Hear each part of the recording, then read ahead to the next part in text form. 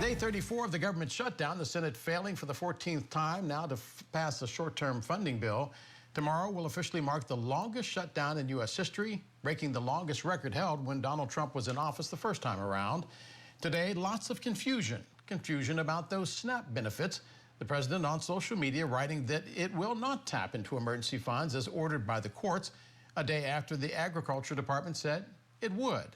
And then White House Press Secretary Karoline Leavitt added to the confusion.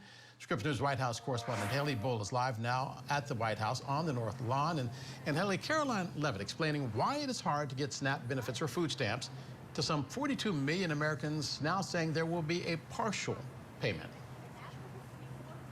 Yeah, Del, a big question for millions of Americans reliant on those food benefits, and the White House maintains that they are complying with the court's orders to fulfill those SNAP benefits. The press secretary saying that President Trump was referring to future payments after he wrote on Truth Social that benefits, quote, will be given only when the radical left Democrats open up government, which they can easily do, and not before. Now, the administration told the courts this week it would tap in to more than $4 billion in contingency funds as compelled to do, but that would only cover about half of recipients' benefits for the month of November. The U.S. Department of Agriculture sending states guidance this morning in line with that, as the secretary of the agency said that teams were ready to offer immediate technical assistance to states, but warned that it would be what she called a cumbersome process, and noted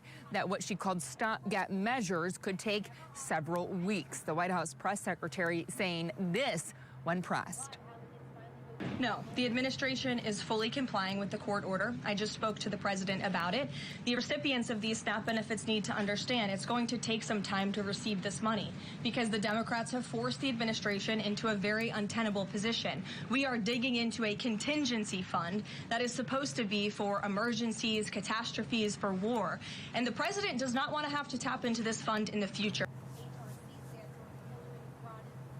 Now, previously, Del, the administration did not believe they had the mechanisms for those contingency funds, but the president had sought clarity from the courts and directed his team to look at this, saying he did not want people to go hungry last week before we saw the administration confirming they would use those funds this week. But they have certainly faced pressure from particularly plaintiffs over the fact that it is not the full SNAP benefit amount that recipients will get this month. But after that Truth Social post, we also saw plaintiffs in one of the cases in Rhode Island seek to file a motion to enforce the court's order, the court giving the government by the end of tomorrow to respond. But again, Del, the White House saying they are complying with the court order and still tapping into those contingency funds, warning, though, it could take some time.